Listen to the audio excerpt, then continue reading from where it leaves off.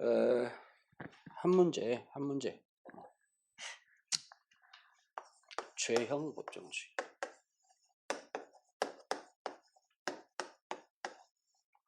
죄형 법정주의는 거기 4페이지, 유인물의 4페이지. 봐봅시다.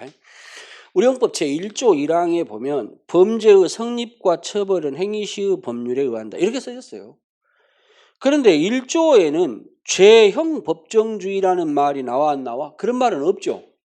그래서 여러분 그 오른쪽에 보시면 11번 오른쪽 하단에 11번 형법에 죄형 법정주의를 선언하고 있지는 않다.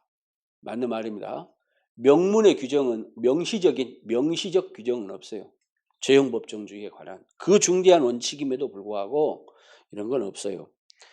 다만 형법의 효력에 관한 행위시법주의 아까 1조 1항이 있잖아. 1조 1항에 범죄의 성립과 처벌은 행위시의 법률에 의한다 이렇게 하니까 우리가 반대 해석을 하면 행위시의 법률이 없다면 범죄의 성립과 처벌을 할 수 없죠. 그래서 이것이 이 행위시법주의를 선언하고 있는 시적 효력에 관한 규정이 내용을 살펴보면 결국은 죄형 법정주의를 설명하는 것 아니겠느냐. 그래서 국민들로 하여금 규범에 맞는 행동을 할 수 있도록 하는 기능도 거기 필요하다. 그래서 형법 효력에 관한 행위시법주의, 피고인에게 유리할 때 재판시법주의, 성문법주의, 헌법상 제 규정에 의하여 귀납적으로 끌어낸 원리다. 무슨 말인지는 알겠죠? 형법에 명문의 규정은 없다. 다만 우리는 거기에다가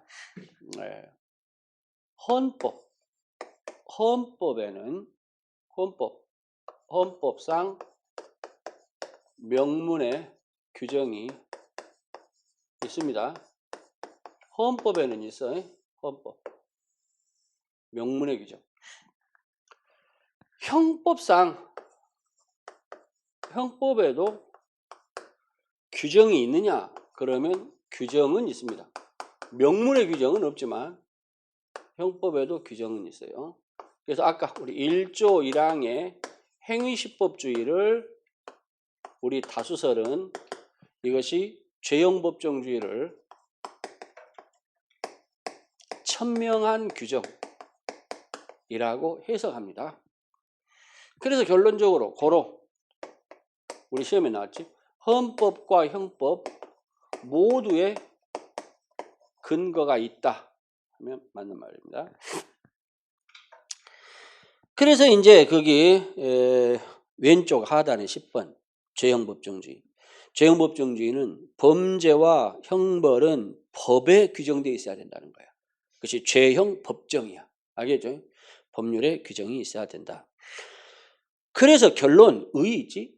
반국가적 반사회적 행위라도 형법에 규정이 없으면 처벌할 수 없다. 죄형 법정주의는 아무리 나쁜 놈도 규정이 없으면 어쩔 수 없다. 이것이 핵심입니다. 알겠죠? 처벌하려면 규정을 두어라. 이해하시겠죠? 그러니까 어때? 규정이 있어야만 처벌하니까 규정 없으면 처벌 안 되고 규정이 있더라도 그 규정에 의해서만 규정대로만 처벌되니까 왼쪽에 하단에 이념, 왼쪽 하단에 국가형벌권의 법률적 규석을 통한 개인, 그 개인은 일반인 범죄인 모두 개인의 자유와 권리를 보장적 기능, 보호적 기능이야, 보장적 기능이야. 보장적 기능, 인권 보장, 규정이 있어야 처벌하니까. 그래서 그 밑에 국가안전보장 질서유지 X표. 국가안전보장이나 사회질서 유지가 아니야. 됐고. 연역적으로는 뭐 얼마나 중요한 말이겠냐. 법에 근거를 두고 처벌하라는 거니까 뭐 저기 좋다는 이야기 다 나왔겠지. 뭐 영국의 대헌장부터 시작해서 뭐 그렇다더라. 한번 읽어보셔. 내가 이거 설명할 시간은 없고. 넘어 오른쪽에 근거. 거기 이제 방금 했는데 헌법 12조 1항에 누구든지 법률에 의하지 않고는 체포, 구속, 압수수색, 신문을 받지 않으며 거기까지 슬러시로 나눠놓고 법률에 의하지 않고 체포, 구속, 압수수색, 신문을 받지 않는다. 이걸 우리가 뭐라고 그래? 체포, 구속, 압수수색, 신문 이게 뭐냐? 형사 절차, 법정주의. 거기다 써봐. 형사 절차 법정주의, 강제처분 법정주의. 형사 절차 법정주의, 강제처분 법정주의. 그래서 체포하고 구속하고 압수수색 신문을 하기 위해서 법을 만들어서 그게 뭐야? 형사소송법이죠. 형사소송법. 그래서 우리 헌법 12조 1항은 강제처분 법정주의, 형사절차 법정주의 그래 만들었다. 형사소송. 다음. 법률과 적법한 절차에 의하지 않고는 처벌 우리가 이것이 죄형법정주의. 보안처분 언더라인 보안처분 법정주의. 강제노역 법정주의. 그래서 우리는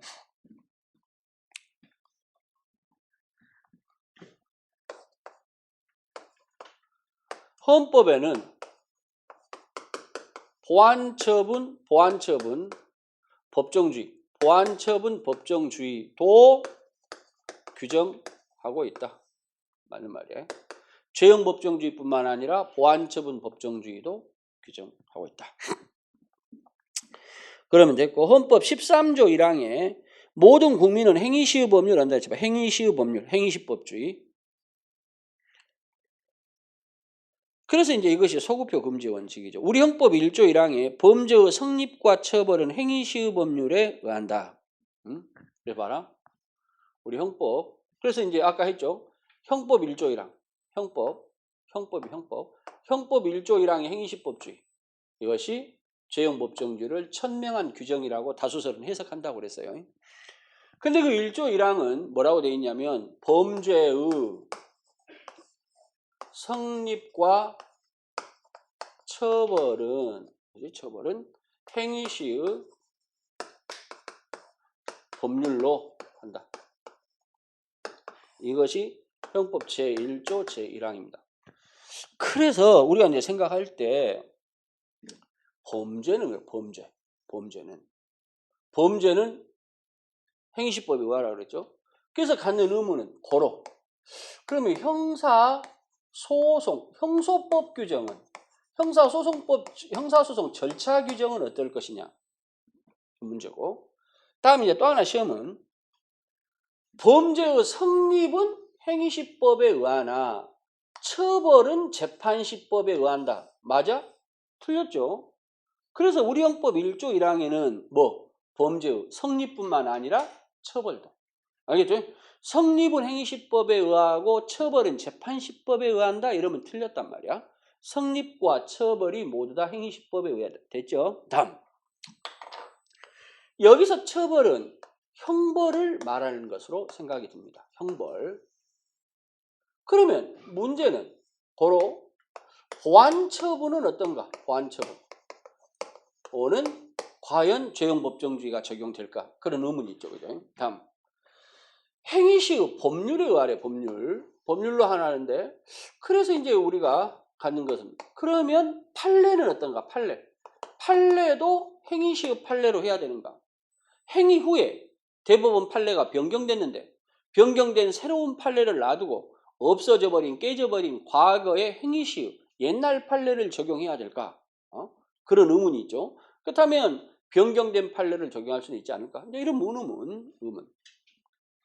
그래서 어쨌든 이렇게 규정이 있더라. 그 말씀이 거기 써져 있는 말씀이야. 대충 독해는 되죠? 그 다음에 형사소송법 323조 제1항에 형을 선고를 하는 때에는 판결에 범죄될 사실, 증거의 요지, 법령의 적용을 써라. 그러니까 법의 근거를 둬야 된단 말입니다.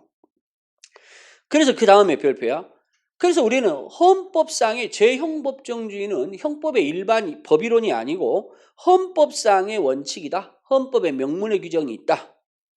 그래서 만약에 어떤 법률이 죄형법정주의에 위반된다면 그것은 헌법 위반이겠죠. 위헌이고 그 법률은 무효가 된다. 그 다음에 헌법소원과 위헌법률심사 제청이 가능하다. 이해하시겠죠? 그 다음 여기까지 이 정도만 하면 돼. 더 이상 볼 법 없어. 이해했습니까? 네, 다음 봐라. 죄형 법정주의로부터 이 원칙을 죄형 법정주의는 아까 했는데 우리가 이제 전근대적 중세의 국가 절대주의 시대 시대에 법의 운용을 국가하고 개인하고 중에서 국가를 너무나 우선시해서 법을 운영하니까 이 개인이 이 법에 의한 취체를 당하더라는 거야. 그래서 그것을 이제 억제하고서 그래서 죄형 법에다가 명문의 규정을 둬서 법에 의한 통치를 하도록, 그래서 이 개인의 자유와 권리를 보장하겠다 하는 것이거든요. 그래서 이제 우리가 근대 시민국가 언제 만들어졌냐? 근대 시민국가 성립기에. 근대 시민국가니까 우리가 그 프랑스 혁명이죠. 1789년. 1789년에 프랑스 혁명이 있고 그 후로 이루어진 것이 이제 왕정을, 프랑스에서 왕을 잡아 죽이고 그리고는 이제 그 시민 공화정이 이루어졌죠.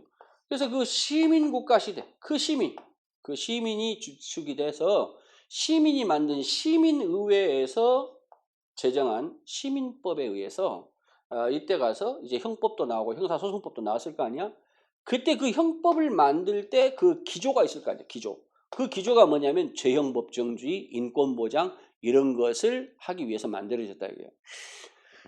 그래서 근대 시민국가 시대에 개인의 자유와 권리를 보장하는 수단으로서 법에 의한 통치 행위를 법의 근거를 두어서 하라 이런 것이기 때문에 그전에 뭐 중세에 뭐 고대에 뭐 자연법이 이런 건 다 틀린 말이야. 아시겠죠? 그래 그때가 언제냐면 형법 학파로서는 구파, 고전학파 가운데서 전기고전학파 형법 이론에 관한 겁니다. 그래서 이제 그건 학파할 때 하면 되는 것이고, 거기까지는 알겠죠? 이제 그것만 하고. 그래서 이러한 죄형법정주의 인권보장이라고 그랬어. 인권보장. 고로 법의 적용에 있어서 법의 적용에 국가와 개인에 있어서 국가를 유리하게 하는 것, 개인에게 불리하게 되는 것, 이것을 금지하겠다. 그러면 개인에게 유리한 것은 허용하겠다. 허용. 고로 이제 인권을 보장하겠다는 겁니다. 취지가. 그래서 이 인권을 보장하기 위한 구체적인 파생 원칙, 실천 덕목, 파생 원칙, 이게 파생 원칙 5가지. 거기 우리 파생 원칙 있죠? 첫째, 관습법 금지 원칙이죠. 관습법 금지. 관습법 금지 원칙이 성문법주의, 그 법 중에서도 법률주의. 그 다음에 소구표 금지의 원칙, 이것이 행위시법주의. 예? 우리가 이런 말 들어봤죠. 형벌 불소급의 원칙, 형사 사후입법 금지의 원칙, 명확성의 원칙, 절대적 부정기형 금지의 원칙, 유추해석 금지의 원칙, 적정성의 원칙, 이렇게 5개야. 그 중에서 위에 4개를 묶어. 그것이 뭐냐면 앞에 있는 근대적 형식적 죄형법정주의. 근대적. 그러니까 죄형법정주의가 맨 처음에 나왔을 때 1800년대 초기에 이런 생각들이 있었다. 그 다음에 이번에는 현대적이지. 현대적, 실질적, 헌법적. 그게 뭐냐면 적정성의 원칙. 내용도 적정해야 된다. 뭐 이겁니다. 거기까지는 알겠지? 그럼 봐봐. 관습법 금지, 관습법 금지, 소구표 금지, 그 다음에 절대적 부정기형 금지, 유추해석 금지. 봐봐 여러분. 관습을 금지하는 이유는 왜 그렇겠어요? 관습을 적용하면 성문의 법률은 없는데, 예를 들면 여러분 간통이 형법의 범죄 아니야. 형법의 성문으로는 법률이 아니잖아요. 범죄가 아니잖아요. 그런데 우리 마을의 관습 어디 저기 경상북도 안동, 영주, 봉화 이쪽에 깊숙한 산골 마을에 아직도 자기들 그 종씨들만 살고 가문을 중시하는 유교적인 전통에 따라 사는 어느 마을에서는 아직도 간통이 범죄일지 몰라. 관습적으로. 그 마을에 한 여성이 배우자 이외의 다른 이성과 성관계를 가졌다. 형법으로는 범죄가 아니죠. 남의 애정 문제에 무슨 우리가 뭐 그 유부녀가 뭐 누구를 만나든 무슨 상관이야. 그런데 그 마을의 관습에 의하게 되면 죄가 된다고 말하면 그러면 어때? 이 관습은 마을마다 다르죠. 그런데 그 여자가 어디서 시집 왔냐? 서울서 시집 왔다 이거야. 서울에서는 간통이 죄라는 관습이 없잖아요. 그 마을에만 있는 거지. 이해하시겠죠? 그래서 관습의 존재와 그리고 그 관습의 범위가 서로 다 다를 뿐만 아니라 그 적용을 받는 대상자도 달라진다 이것이지. 그래서 이 관습은 불명확하고 그를 적용하면 행위자에게 불리하기 때문에 금지된다. 이게. 무슨 말인지 알겠습니까? 그래서 관습법은 금지됐어. 마찬가지로 소구표도 행위 시에는 죄가 아니었는데 그 후에 법률이 변경돼 가지고는 법이 바뀌었어. 그래서 범죄로 만들었어요. 시간적으로 이렇게 장래를 향하여 적용하면 될 일인데 그 법적인 효과를 법률의 변경 이전의 행위까지 소급하는 것. 이렇게 되면 이 사람은 행위 당시를 기준으로는 죄가 안 됐던 행위가 그 다음에 내일이나 모레 또 범죄가 될 수도 있잖아요. 오늘은 범죄가 아니지만 내일 범죄가 될지도 모른다면 그러면 나의 행동은 위축될 수밖에 없겠죠. 혹시 내일 죄가 될지도 모르잖아. 그래서 법률 행위가 대단히 불안정해지고 불확실해지죠. 죄가 될지 안 될지 오늘 모르고 내일 봐야 한다 이렇게 되면. 그죠? 그래서 이런 것은 안 된다는 거야. 왜? 불리하니까. 그래서 봐라. 개인에게 불리하게 하는 관습의 규정, 소송법, 소구표 규정, 그다음에 형기를 정하지 않는 절대적 부정기형, 유추해석 이런 것들이 금지된다. 이해하시겠죠? 그러면 만약에 유리하다면 관습을 적용하는 것이 유리하다면 성문법에 의하면 범죄야. 그런데 관습에 의하면 범죄가 아니다. 예를 들면 남의 논밭에다가 고의로 불을 넣으면 어때? 방화죄가 되거든요. 그런데 그것이 대보름날 쥐불놀이라는 관습에 의해서 불을 놓았기 때문에 방화죄는 구속요건에 해당하지만 대보름날 특별히 그 행사하는 과정에서 이루어지면 그것은 허용이야 금지야. 예외적으로 허락되잖아요. 그래서 성문법에 의하여 구속요건에 해당하는 행위가 관습에 의해서 그 위법성을 탈락시킬 수 있다면 그러한 관습의 적용은 행위자에게 유리해 불리해? 유리하게 적용되죠. 그래서 유리하게 해주는 것이 인권보장이고 그것이 죄형법정주의 정신에 들어맞는 것이다 그 말입니다. 그런 것은 허락된다. 그래서 제가 드리는 말씀은 죄형법정주의의 관습법 금지, 소구표 금지, 절대적 부정기형 금지, 유추해석 금지는 절대적 금지야 상대적 금지야? 상대적 금지입니다. 금지는 금지인데 광범위한 예외를 인정한 금지야. 어떤 예외? 유리할 때는 허용된다는 예외를. 이해하시겠죠? 그럼 됐어. 그래서 거기 이제 주의할 것 첫째는 주의의 1번. 신의성실의 원칙, 신의성실의 원칙. 이것은 거기다서 법의 일반 원리입니다.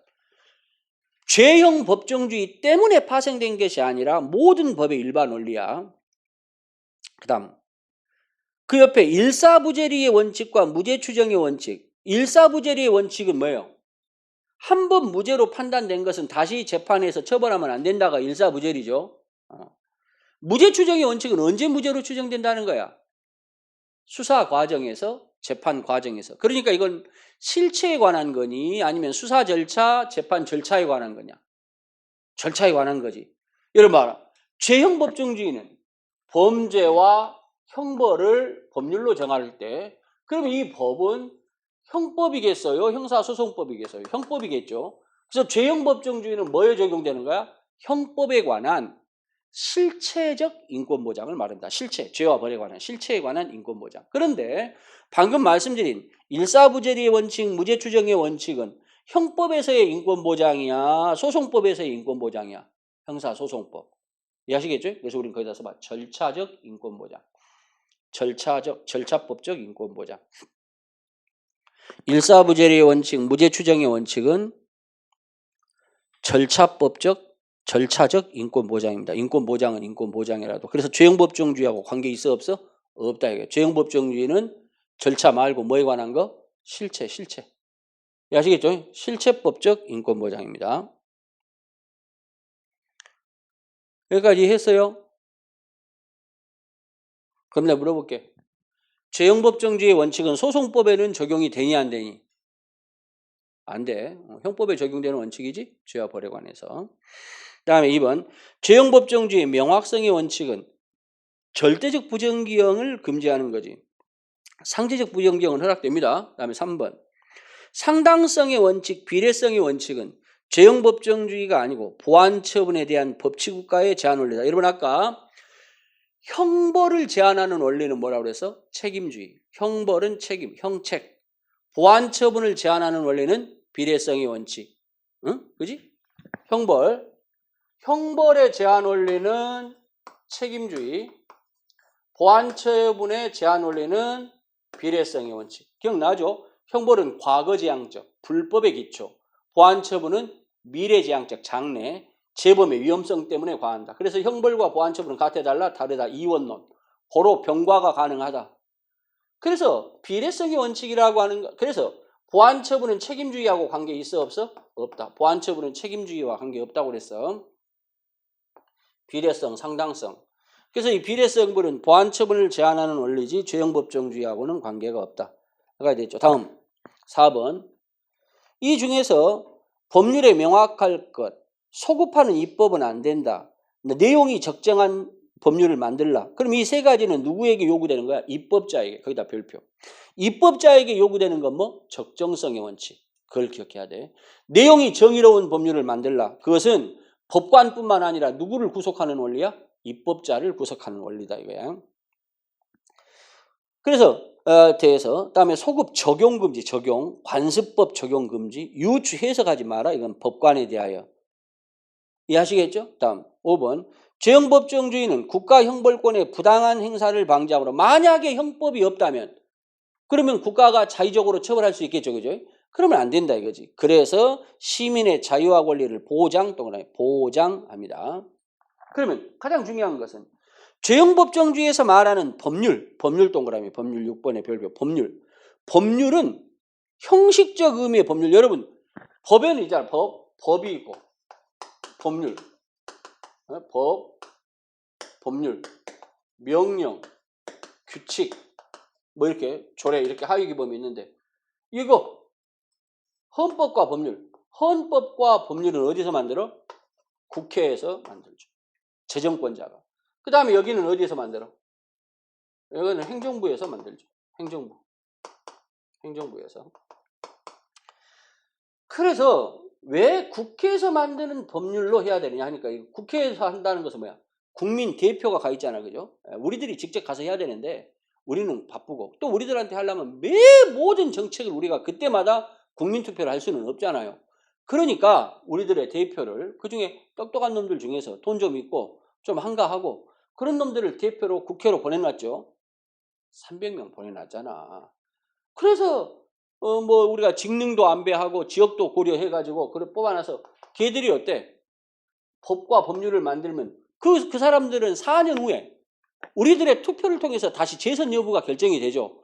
그러니까 그 국회의원을 국회로 파견한 사람은 국민이다. 그러니까 그 국회에서 이루어지는 일은 국민의 의사를 받들어서 하는 것입니다. 국민을 대표하는 거예요. 그러니까 이 법률로 범죄와 형벌의 규정은 국민의 동의를 얻어야 된다는 거야. 그런데 행정부에서 하는 거예요. 명령, 대통령령, 각 부처령, 장관들이 정하는 것은 어때? 윤석열이 개인이 만드는 거 아닙니까? 개인이. 물론 이제 그 윤석열도 우리가 선거로 뽑았습니다만은. 그래서 그 각부 장관이라고 하는 사람들, 예를 들면 법무부 장관으로 한동훈이를 뽑아놓으면 그 한동훈이가 국민 눈치 보겠어? 윤석열이 눈치 보겠어? 윤석열이 눈치를 보겠죠, 아무래도. 그럴 거라는 생각? 그지? 그래서 우리가 직접적으로 뽑은 것, 간접적으로 우리가 하면 직접 선거에 선출된 공무원이 그래도 우리의 그 정당성이 더 있는 것이죠. 그래서 명령과 규칙으로는 안 돼. 그러니까 적어도 어떤 죄형 법정주의에서 정하라는 것은 이 법률 이상의 법이어야 된다 이겁니다. 그러면 명령과 규칙으로는 범죄와 형벌에 관한 규정을 적을 수 없다. 알겠죠? 원칙적으로. 그래서 거기에 죄형 법정주의 법률 형식적 의미 형법 그리고 광의형법. 광의형법이라고 하는 것은 범죄와 형벌을 법으로 정한 모든 법을 말한다고 했죠. 명칭을 불문하고 협의가 아니라 광의형법. 됐습니까? 다음 7번 과태료. 과태료는 형벌이 아닙니다. 여러분 형벌은 아까 뭐라 사징금, 자자, 벌구가물 9가지 종류였지. 과료가 형벌이지 과태료는 형벌이 아니라 질서벌이거든. 그러면 질서벌이기 때문에 형법의 적용 대상이 아니잖아요. 그래서 죄형 법정주의의 규율 대상이 아니다. 이해하시겠죠? 다음 8번 죄형 법정주의는 국가의 전단적 형벌권 행사. 전단적 그 말은 자의적 그 말입니다. 자의적 지멋대로 자기 마음대로. 그래서 만약에 형법이 없다면 국가의 전단적 형벌권 행사가 가능해지니까 형법을 통해서 법률을 통한 통치권의 구속입니다. 시민의 자유와 권리를 보장하기 위하여 즉 국가의 형벌권을 법률에 구속시키기 위하여 나온 것이지 국민들을 위협하고 하는 것은 아니다. 그 다음에 죄형법정주의는 형법학자가 책상머리에 앉아서 만들어낸 것이 아니라 정치적 투쟁의 산물, 전제주의 형사사법에 대한 시민의 정치적 투쟁의 산물이니까 프랑스 혁명으로 피를 흘리고 수십만의 귀족을 잡아 죽이고 50여 년 동안 수십만 유럽에서 수십만의 유럽 귀족과 그 관련 가족들, 관계인들을 잡아 죽이고 피로서 투쟁으로서 얻어낸 산물이다. 알겠죠? 그래서 우리는 국법학의 산물 이렇게 말합니다. 국법학 그 말이 뭐냐? 헌법학의 산물이다. 그 다음에 10번 그래서 죄형법정주의는 범죄와 형벌을 실정법으로 명무로 할 것을 요구하므로 국민들로 하여금 규범에 맞는 행동을 할 수 있도록 하는 기능도 가진다. 왜? 법으로 써져 있으니까 시민들은 그 법률을 보고 금지되는 행동을 하지 않게 되는 것이죠. 그러다 보니까 사회의 법질서 안정에도 기여하는 측면. 죄형법정주의 원칙적 기능은 뭐야? 인권 보장, 보장적 기능인데 질서 유지 기능도 한다. 그 다음에 11번 아까 했고 12번 법률이 없으면 범죄 없고 형벌 없다는 말로 표현되는 죄형법정주의는 법치주의, 국민주권, 권력분립에 입각한 것으로 1차적으로 무엇이 범죄고 그에 대하여 형벌이 어떠한 것인지 반드시 국민의 대표로 구성된 입법부가 제정한 성문의 법률, 거기 동그래 성문 동그래 성문법주의, 법률 동그래 법률주의. 그리고 헌법도 12조 제1항 후단에서 법률과 적법한 절차에 의하지 않고는 처벌을 받지 않는다고 규정하여 죄형법정주의를 천명하고 있는 바 여기서 말하는 법률은 입법부가 제정한 형식적 의미의 법률을 의미한다.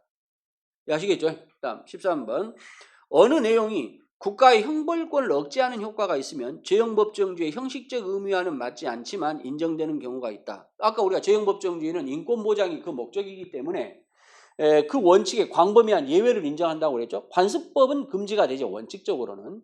그러나 유리한 관습은 허락된다. 뭐 그런 뜻입니다. 이해하시겠죠? 그래서 그 밑에 뭐 소구표의 예외적 인정, 그 다음에 위법성 조각 뒤쪽에 넘어가 위법성 조각사유나 책임 조각사유에 대한 유추 해석의 인정, 관습법을 금지로 위법성 조각사유나 책임 조각사유를 인정하는 것은 유리하기 때문에 그렇다더라. 대충 알으시겠죠? 그래서 그 다음에 그 밑에 3번 범죄 예방의 효과도 있다 하니까 잠재적 범죄자 일반인이죠. 잠재적 범죄자 일반인에게 예고적 기능 범죄와 형벌을 법으로 보여줌으로써 그러한 기능도 있다. 그래서 밑에 죄형법정주의 배경해가지고 1번 아까 말씀드리는 거기 두 번째 줄에 있죠. 정기고전학파. 정기고전학파 이때를 그 바로 앞에 있는 구파라고 합니다. 구파 18세기 후반 18세기 후반부터 19세기 중반까지 18세기 후반 이거 18세기 아니냐 1789 그지 18세기 후반부터 19세기 중반까지 1800년대 중반까지 이걸 우리가 정기고전학파 시대의 구파 왜 구파라고 하냐 이때 가서 형법 이론이 처음으로 이제 등장을 하기 때문에 그렇죠. 계몽주의, 합리주의, 이성주의, 자유주의, 법치국가 사상, 권력분립 사상 문제는 권력 통합이 문제죠. 권력을 분립하겠다. 일반 예방주의, 형벌이론, 몽테스키의 상권분립론, 포이어바우의 심리강제설, 베카리아의 재형균형론, 일반 예방론, 벤담의 공리주의 뭐 이런 것들, 책임주의 등등. 알겠죠? 그럼 반대로 심파 X표, 심파.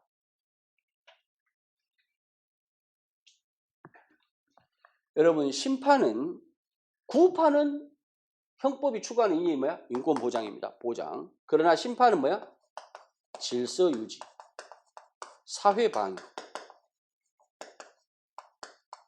질서 유지, 사회 방위.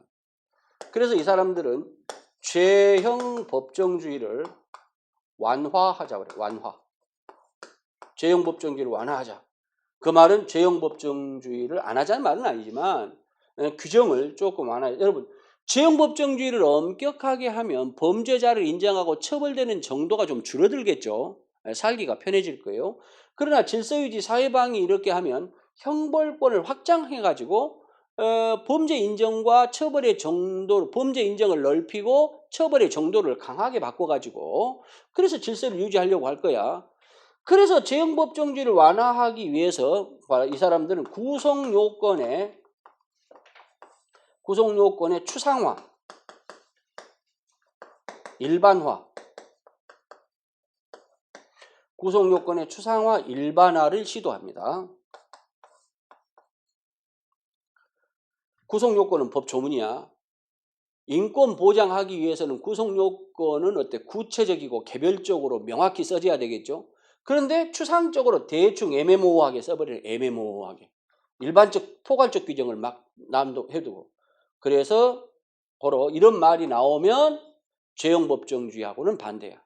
알겠죠? 그것을 기억해야 돼. 심파사상, 주관주의 형법이론. 그것만 기억하죠. 그래서 7번에 1번 봐. 죄형 법정주의는 자유주의나 공리주의를 실현하려는 건 맞죠? 그래서 특별 예방 심파하고는 관계없다. 맞아. 2번 우리 뭐 이제 구급 기출문제 아닙니까 이거. 베카리아의 죄형 균형론은 범죄와 형벌이 균형을 이루어야 되는데 어디에서? 형법전 속에서. 무슨 말인지 알겠죠? 그래서 형법전에서 그럼 형법전이 만들어지는 것은 시민의회에서 반대의 토론과 찬반 토론과 그 다음에 어때 표기를 거치도록 돼 있잖아요. 그래서 적정한 적정점이 만들어질 것이다. 그래서 죄와 형벌이 균형을 이루어야 된다는 것이 이것이 뭐야? 책임주의. 그러면 책임주의가 뭐냐면 실질적 죄형 법정주의의 내용이 된다. 그 다음에 소급표 금지의 원칙은 아까 뭐라고 그랬어? 법적 안정성이 핵심이다. 그래. 법적 안정성. 오늘 죄가 안 된 것은 내일 또 모레도 처벌할 수 없어야 돼. 근데 그래서 신뢰 보호 것이 핵심이다. 근데 4번 유추 해석과 유추 적용. 해석 언더라인, 적용 언더라인. 유추 해석과 유추 적용은 같은 의미가 아닙니다. 이것이 우리 검찰 기출문제야. 해석은 학자의 영역이라 허락이 돼요. 그런데 적용이 문제가 되는, 금지되는 건 유추 적용입니다.